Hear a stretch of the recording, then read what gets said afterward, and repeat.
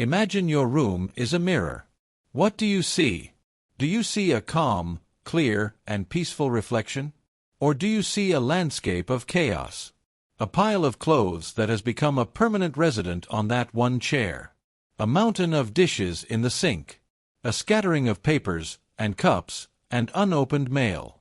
If you are living in this landscape, you know the quiet, heavy shame that comes with it. You look at the mess, and a familiar, cruel voice in your head whispers, "You are lazy. You are undisciplined. You are a failure. You can't even manage this." Today, we are going to silence that voice, because we are going to understand a profound and compassionate truth. Your mess is not a sign of your laziness. It is a sign of your exhaustion.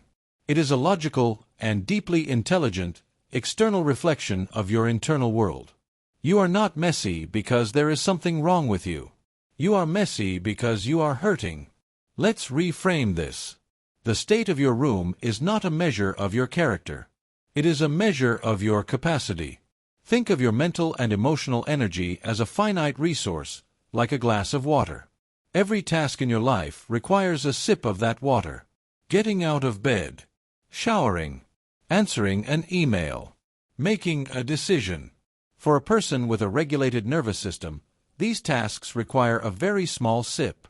But for a person who is struggling with depression, with anxiety, with grief, with burnout, with a history of trauma, every single one of those tasks does not require a sip. It requires a bucket. The invisible labor of just surviving the day, of fighting your inner critic, of managing your anxiety, of carrying your grief, drains your glass of water at an incredible rate. So by the time you get to the simple task of doing the dishes, the glass is empty. You don't have the water. You don't have the capacity. The mess is not a moral failing.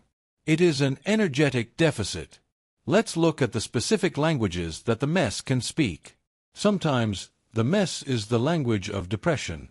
Depression is a thief of energy and motivation. It creates a heavy, leaden blanket that makes every movement feel monumental. The pile of clothes on the chair is not a pile of clothes. It is a physical representation of the weight you are carrying inside. Each item is a decision you don't have the energy to make.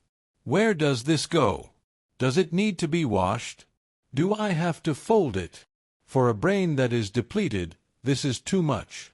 So the clothes stay there, a silent monument to your exhaustion. Sometimes, the mess is the language of anxiety and overwhelm. An anxious brain is a brain that is stuck in the future, running 1,000 different what-if scenarios. It is not present in the room.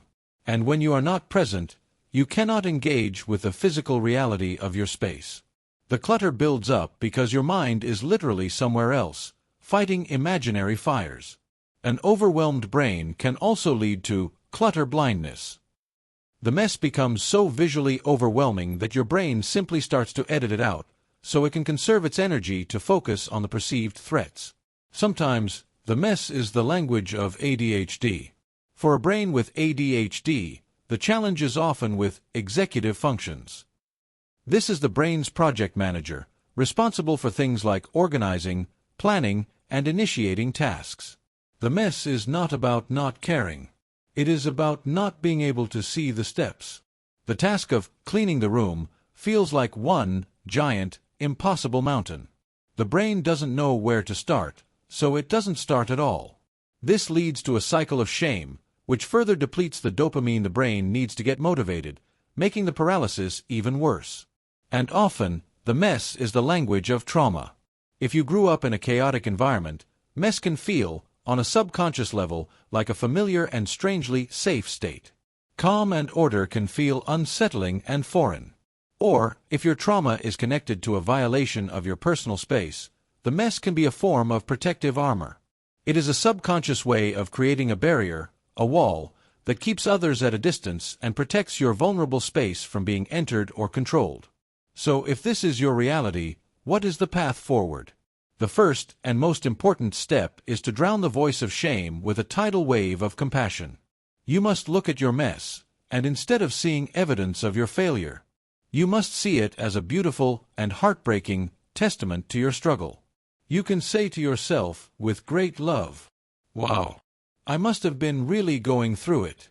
It makes sense that my space looks like this, because I have been carrying so much." You are reframing the mess as a symptom of your pain, not a flaw in your character. The second step is to let go of the all-or-nothing mindset. You do not have to clean your whole room. That is the mountain that is causing the paralysis. Your only job is to do one thing. Just one. Put one piece of trash in the trash can. Put one dish in the sink. Put one item of clothing in the laundry basket. This is the concept of micro-progress. Each tiny action is a victory. It creates a small hit of dopamine, a small feeling of accomplishment. And that small feeling can be the fuel you need to do the next one thing. The third step is to connect the action to a feeling. Instead of telling yourself, "I should clean my kitchen," which is a language of shame, try asking yourself, how would it feel to wake up to a clean sink tomorrow morning? How would it feel to be able to find my favorite shirt? You are connecting the task not to a sense of obligation, but to a future feeling of peace, of calm, of self-care. You are giving your brain a why. And finally, you must remember that your environment is a feedback loop. Living in a chaotic space sends a constant, low-grade signal of stress to your brain. It confirms the feeling that you are not in control. So every small act of tidying up is not just a chore. It is a powerful message to your nervous system. Every time you make your bed, every time you wipe down a counter, you are sending a signal to your brain that says, "I am in control of this one small thing. I am capable. I am creating safety." You are creating an external environment of calm, which in turn helps to create an internal environment of calm. You are not lazy. You are not a failure. You are a person who is carrying a heavy, invisible weight. And sometimes, that weight spills out into the world around you. The journey is not about shaming yourself into being a tidier person. It is about healing the internal pain, so that you have the energy and the desire to create a space around you that feels like a sanctuary. A space that feels like a true and beautiful reflection of the peace you are beginning to find within. If this video was helpful for you, please show your support by clicking the like button. To continue this journey of healing, subscribe to the channel and turn on the notifications. And if you know someone who is always hard on themselves about their mess, please share this video. It might be the moment of compassion they need to start being kinder to themselves. Thank you for watching. Be gentle with yourself.